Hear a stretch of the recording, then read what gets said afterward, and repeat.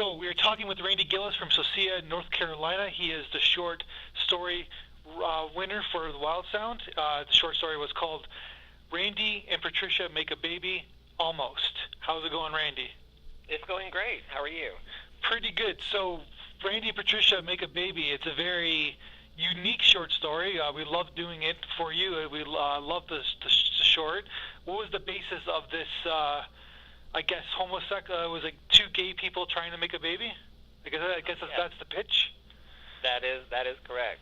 It's kind of based on a friendship that I had many years ago with a lady, and we hit it off immediately when we met, and I thought it was an interesting new relationship to explore, a gay man and a gay woman who have bonded almost to the point of being soulmates, actually. So it's almost like Will and Grace in a sense. Or I guess Grace is not as straight, I guess, right? Right, if Grace was a lesbian. Yeah. Sorry about that. No problem.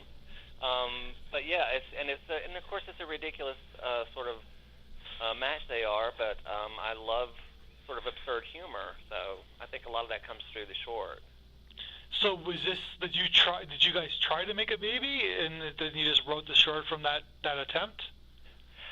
No, but we actually, joked about it a lot, but we never actually followed through to actually attempt it. Because the way you write the story, in a way, kind of like is kind of universal for everybody, is that it's written in first person, so Randy is the gay man and who's speaking to us and telling us this journey, and it's almost like Randy is like, in terms of cliche and stereotypes, he is the female and then Patricia is the male. Exactly, and it sort of plays on all of that sort of gender roles and expectations, and how Randy is completely okay with being exactly what he is, and so is Patricia, and so they sort of arm themselves with that. And so, did you ever want to make a baby with your soulmate partner? I have never, ever wanted to make a baby. What about your partner? Now, actually, I've lost sort of contact with her over the years, but I have a feeling that she probably feels the same. The baby-making aspect is sort of just completely fictionalized. Gotcha. This is kind of a timely story too, like, because it seems like there's been a gay rights renaissance, and especially in the last 14 months, where it's like on everybody's topic. It's like it's basically mainstream news. It is. I think particularly too because there's so many places right now where gays are having such an incredibly difficult time, and the United States, really has come a long way. Compared to some of the other places right now. We still have our problems here, but certainly nothing like they're experiencing in Russia or the Middle East or Nigeria, Uganda, places like that. It's almost like they're because we're doing this podcast during the Olympics in 2014, during the Sochi Games, which is in Russia. It's almost like the Russians are in 1970. Like that, their mentality is what the mentality was in the 1970s for gay rights. So they're just a little bit behind. They're not necessarily like, they're just a little bit behind the times, I guess. Right, and it's actually nice to see the United States sort of break away from that in more and more places as time goes on. We still have trouble spots here, but it's sort of like an unstoppable wave right now. Yeah, like it will never go away. It's sort of like racism. Like racism will never die, so to speak. Right. It just gets better and better as the years go by, right? Exactly, and it's getting better here, and it just seems like a lot of places are regressing even further back, particularly in Africa right now. Yeah, I guess that's what happens a lot, though. It's like anytime there's a renaissance, there'll always be like a backlash in other areas, I guess, too, right? Exactly. But what about North Carolina? Like, as it's I'm not without like using another cliche. It seems to be a red state.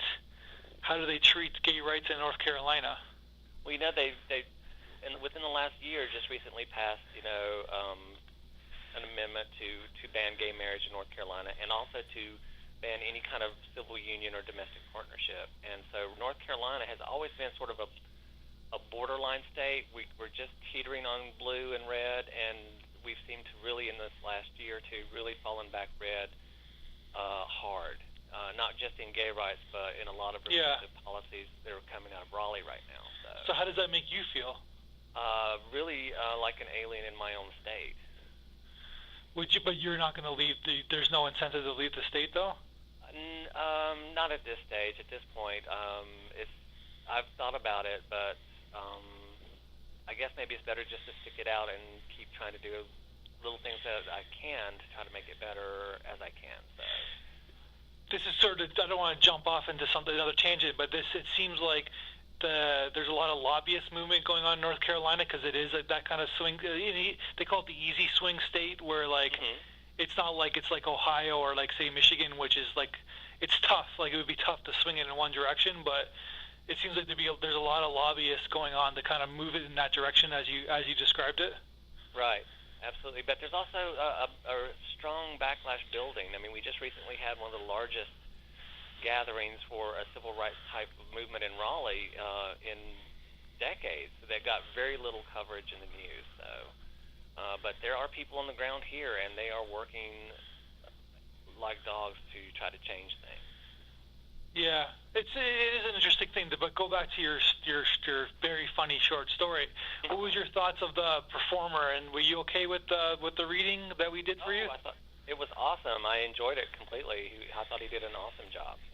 Because we were trying to fit because it is a first person type of story, so it was like we were trying to hit the proper tone, and it was like we accomplished what your intention was. Yes, he did a beautiful job. I laughed all the way through it. So you're saying that there's these extra elements in your script about like gender, kind of like it's almost like stereotypes, right? You're kind of. It's like these two characters have absolutely embraced their stereotypes, and they don't even consider it anymore. And again, it's this sort of absurdity of being put in a station and expected to behave a certain way because of gender or orientation. And they just are beyond that at this point. So. Yeah, and how did you meet this person? I'm just curious. Actually, we met at a party, and within probably a half an hour, we were practically spooning on the couch. I mean, we just hit it off. It was just one of those connections that happens really rarely. And unfortunately, she moved away, and I remained here, but. It was an awesome relationship while it lasted. Did you show her the link, or did you send her the link or the story, or? I actually, as soon as I can track her down, will do. Oh, you guys lost. That's unfortunate that you guys lost touch because she's the inspiration for the story. Oh yeah, well she moved across country, and that's been a number of years ago. But she's always, held a warm place in my heart. So she was basically the inspiration for. The Patricia character is sort of a combination of her and myself. So are you Randy then? Are you kind of emphasized? Do you dramatize the character a little bit? Oh yes, it's an over dramatic sort of me. So are you a big Harrison Ford fan?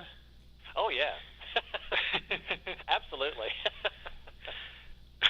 What? That's funny. What's your favorite is Star Wars kind of one of your favorite films, or? Oh God, no, Temple of Doom. Oh, gotcha. Because you brought the Star Wars thing, so Temple of Doom. Is it not to sound like a jerk? I would stop out of line, but is that do a lot of gay people like Temple of Doom and Harrison Indiana Jones, or? I really don't know actually if it's a huge gay thing or if it's just me in particular, but. I guess Temple of Doom came along when, bam, there he was, and that was sort of my, Gidget moment. Gotcha. So it's like one of those things that the guys want to be them, and I guess you and the woman want to, or many women want to screw him, kind of a thing, right? Well, let's see. Most guys want to be him. Some guys want to do him. Some guys want to do him. I guess is that what you say? Yeah. Is there a show that portrays your basically your lifestyle on television these days, or no? Gosh, if there was a gay Roseanne, that would probably be it. A gay Roseanne? Yeah. Explain that to me. Lower middle class, kind of struggling, sarcastic nature, things like that. Okay. Really, you don't see that class sort of portrayed as well as Roseanne did it, I don't think, anymore. So. Well, it's almost because they don't really make those shows anymore. People don't want to see those shows anymore. Yeah. But she would probably be, that would probably be close to my situation. But which is interesting because that was a time when the economy was good, where they showed that show. Right. But now that the economy is bad, they don't show shows like that. Because nobody wants to see people struggling anymore. Because everybody's struggling themselves, right? Exactly. So it's almost like, hey, let's go see this person struggling because we're doing good. It's a shame because, I mean, she showed it and she did it brilliantly, and it was an extremely funny show for its first at least 5 or 6 seasons. Yeah. So. Yeah, as soon as they won the lottery, like, it jumped the shark. Yeah. Yeah, I stopped watching, I think, after season 7. Well, it kind of ruined its own theme, right? Yeah, exactly. It's like, oh, no, she's jumped the shark. I have to abandon ship. Yeah. But it seems to be, like, it made John Goodman's career, like, he seems to be everywhere these days. Absolutely. Are you a Sex and the City fan? Not so much. Why is Sex and the City there's such a huge gay following with Sex and the City? Well, it seems like all the media representations of gays anyway are urban gay people and urban gay life and this sort of New York, Manhattan sort of gay scene that a lot of us gays in the rural areas just don't understand. I mean, it's such a completely alien world to us, but just like I'm sure our world would be alien to them. So I don't feel a real connection to urban gay culture. I think you got a TV pilot on your hands here, or an idea for a TV pilot on your hands here. Well, I am hoping to actually develop Randy and Patricia into a pilot script. So because we don't, as someone as myself, like I'm from a small town, and you don't come out gay. You don't come out if you're from a small town. Like even now, right? Like so people probably I'm assuming are gay. They won't come out because of their family dynamics or whatever. So you just assume that the only gay people are in the big cities. Exactly. Well, I mean, it's just so different because I guess when you're gay and you're born in an urban situation and you've never really had a reason to be in, it seems alien almost that you would be all of a sudden in a place where you can't be out. And that still happens in a lot of these rural areas. There's a lot of gay people out here. They're just underground. But are you underground? Like, does your neighbors? But they don't have a problem with it then? No, not so far. I mean, if they do, they don't say it to my face.